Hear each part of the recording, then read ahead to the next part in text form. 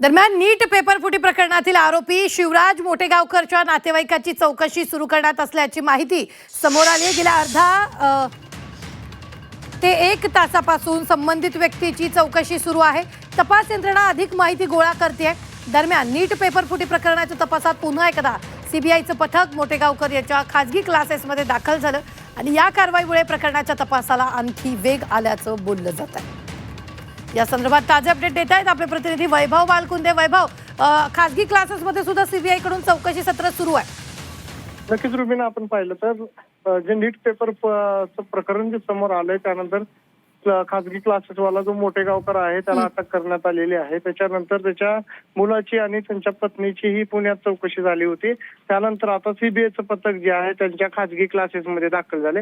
जवळपास 1 तासापासून त्यांच्या नातेवाईकांची चौकशी सुरू आहे आणि सीबीआयचं पथक जे आहे ते धाराधडती घेते। अनेक कागदपत्र असतील त्यांचे, त्या ठिकाणचे जे कॅम्प्युटर, लॅपटॉप जे आहेत ते सर्व जे आहे ते जे ताब्यात घेतलेलं आहे ते पुण्याला पाठवलेलं आहे त्यांच्या सीबीआयच्या याला।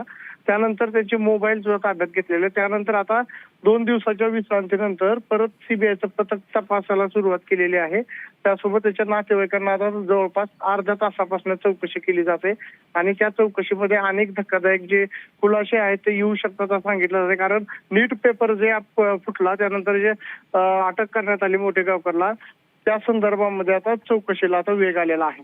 निश्चित धन्यवाद वैभव, ताजे अपडेट देण्यासाठी। आम्ही वेळोवेळी तुमच्याकडून या संदर्भातले ताजे अपडेट घेत राहणार आहोत।